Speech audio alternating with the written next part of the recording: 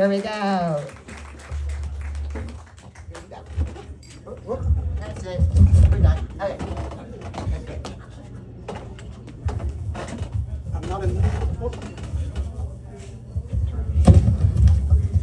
I'm not a 91. Wait a minute. There we go. I'm not a 91-year-old leprechaun, and I'm not blind, but it took me the longest to get up on stage.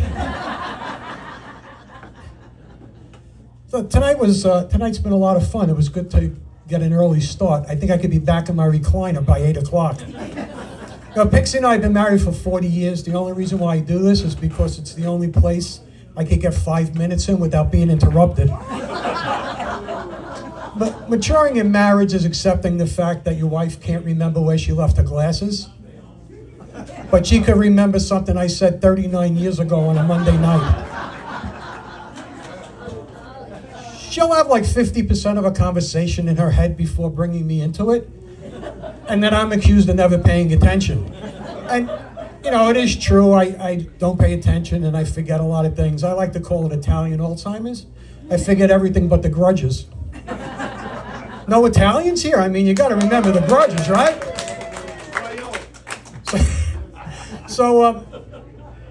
We're Italian. We talk with our hands a lot. My wife especially. Sometimes she looks like she's landing planes on an aircraft carrier. I'm the same way. I had shoulder replacement surgery 2 years ago, and they had me wrapped up in one of those slings, and I developed a stutter. I just stood there going, meh, meh, meh, meh, meh, meh, meh, meh. When I was a kid and I was getting married, I went to my dad and I said, hey, Pop, I need some advice. Tell me what I need to know to make this marriage successful. He says, you need to know 2 words. Yes, dear. Struck me as curious because I never heard him say that to my mom. So I said, well, he's probably full of crap. I'll go to my grandfather. So I go, no, tell me, what do I need to know? I want to make my marriage successful. He goes, well, this girl, she's Italian? I said, yeah. He goes, she's a Sicilian? I said, yes, she is. He says, well, you could tell about this girl a lot by the way she uses her hands.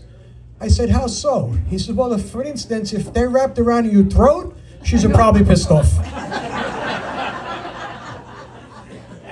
Growing up in Brooklyn, ethnic neighborhoods are adjacent, right? So the Italian neighborhoods and the Jewish neighborhoods are right next to each other. And when I was a kid, my little lunchbox had linen napkins, had real silverware, a tiny little wine glass, and I had 6 extra meatball sandwiches. I used to sell those to the Jewish kids to make money. I bought my first bicycle with the Jewish meatball sandwich money. In fact, I wish I had some meatball sandwiches here tonight. I would have made a couple extra bucks. Italians know we do on Christmas Eve the Feast of the 7 Fishes, right? So we cook for 2 days, make all kinds of fish. And I invited a couple of my Jewish friends over to share in the festivities. So they show up, they have a bag in their hand because they know you never go to an Italian house empty-handed. They walk in and into the kitchen, they hand my grandmother the bag. My grandmother opens the bag, she pulls out a jar and she goes, what's in this shit? Was a jar of gefilte fish. My friend Heshi said, you said 7 fishes, right? He goes, this is fish number 8, the Yogi Berra of fish. You know you're Italian when you use the rubber band from the Broccoli Rob as your wallet. I broke mine as a kid and I went to my grandfather and said, Pop, I need a new wallet. He reached in the drawer, he grabbed a handful of rubber bands, he threw them on the table and he goes, pick the color you like. I thought this whole aging thing would take longer. Frankly, I would much rather be dealing with pimples again than arthritis. I went to the doctor and I said, listen, my hands, I can't button a shirt. I wake up in the morning, it looks like I'm throwing gang signs because of the trigger fingers. He says, listen, you got to get used to it. He says, I could give you some meds. He says, but arthritis is going to make everything stiff. Not everything.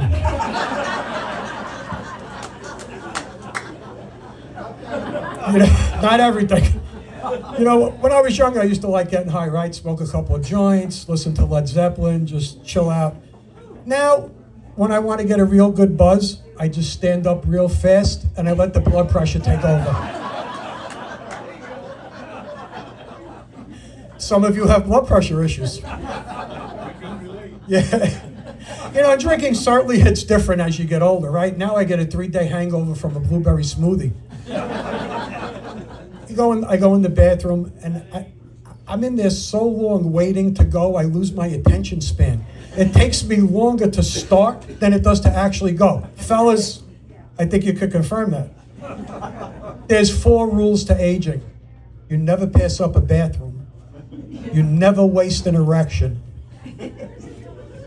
You never trust a fart. And 4, most importantly, never, ever, ever, ever get down on the floor without a plan to get back up. Guys, you know you're getting old when your balls are longer than a CVS receipt. You can see I've got more than a few tattoos.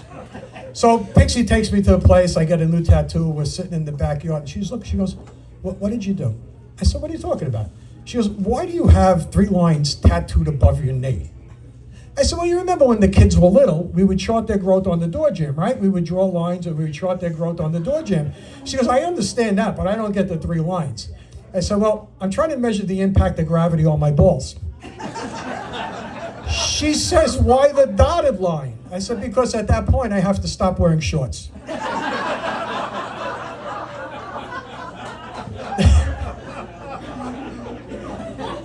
Or get longer shorts.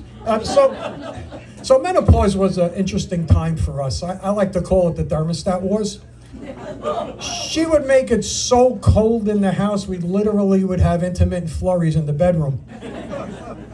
I asked her, I would see her suffering, always sweating and ripping clothes off, and not in a good way. She would just be miserable. And I said to her, tell me, what are these hot flashes like? She says, well, I feel like I'm burning from the inside out. I said, oh, I get it. It's like when I eat a very spicy Italian meal. I woke up a half hour later and she was standing over me with a frying pan.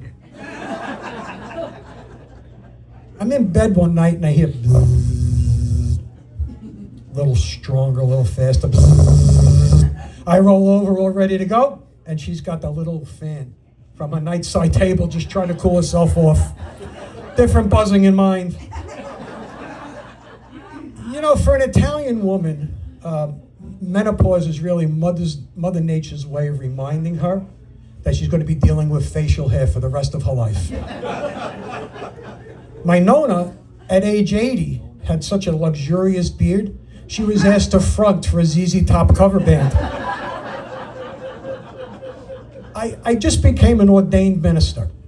My nephew asked me to officiate his wedding ceremony, so I went online and I became an ordained minister. And I think I could combine it with this comedy thing I'm doing. Now, a lot of the more seasoned comics have merchandise tables, right? They sell hats, they sell stickers, keychains, all kinds of junk just to pull money out of your pockets. And I plan on doing that soon. However, in the interim, what I'm going to offer you guys is, after Kathy goes and the show is over, if you want to do a vow renewal, I'll be in the back, $10. You're in and out, 2 minutes. I want to tell you 2 jokes. One's a little dirty. I'm up in New York visiting the family, and my little nephew says, Uncle Rocky, can we go for ice cream? I said, sure, get in the car, we'll go for ice cream. So kid gets in the car and we're driving. And if you know anything about New York, inevitably, as you're driving, you will end up behind a garbage truck.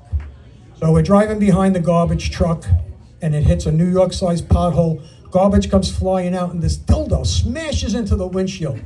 My nephew is bug-eyed. I don't want to have an embarrassing conversation with the kids. So I said, Matt, don't worry about it. It's just a big bug.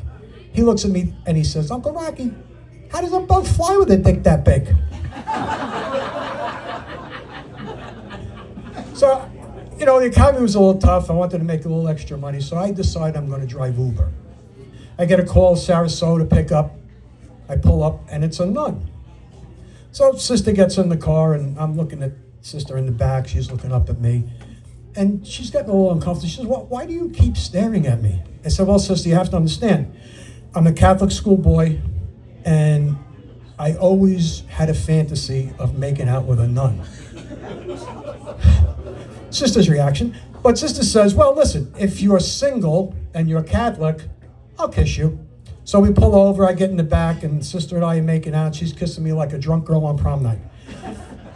So we finish up, I get in the front of the car, I pull away, and I said, sister, I'm feeling a little guilty. I have a confession to make. She says, yes, my son.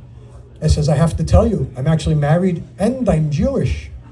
Sister replies, it's okay, sweetie, my name is Kevin and I'm on my way to a Halloween party. Thank you very much. Thank you. All right, that's my time. Let's welcome back our lovely hostess, Miss Ruth. She could either be your grammar school teacher or your dominatrix, Miss Ruth.